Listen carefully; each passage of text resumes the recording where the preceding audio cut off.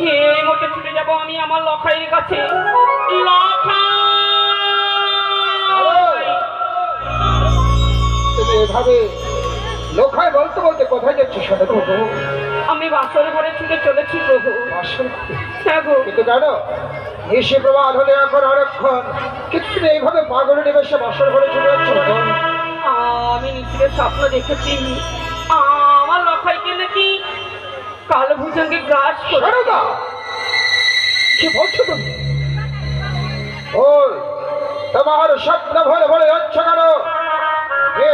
বিশ্বকর্মাকে নির্মাণ করেছিল এই চিত্র বাসর ঘর, সেখানে মানুষ সাধনের ঘর, তার চর প্রবেশ করতে পারবে না বাসর ভিতর।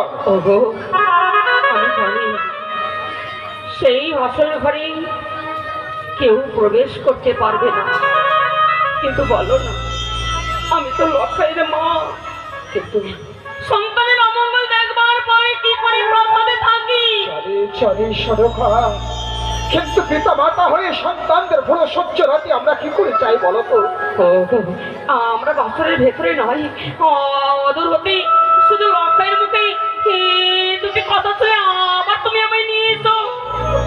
তোমার আশা পূর্ণ করবো সরদা, এসো। ওগো, একটিবার উঠে কথা বলো না, বাবা মায়েরা চলে আসবে আর কিছু সময় পরে।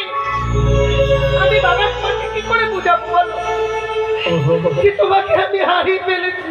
তুমি কি শুনতে পাচ্ছ? ওই বাসরের কাছে যতই আমরা এগিয়ে যাই, বাসরের ঘর হতে যেন একটা কান্নার ধ্বনি ভেসে আসি। ঠিকই বলেছি সরদা, কেমন জানি বৌমা রাধা কণ্ঠ সুর ভেসে আসে আমার করুণ উপহারে, কিন্তু বাসর ঘরে বৌমা কাঁদবে কেন? বৌমা, কে? আমি তোমার শ্বশুর ঠাকুর, বাবা, সঙ্গে তোমার শাশুড়ি মাকেও নিয়ে এসেছি। মা এসেছে।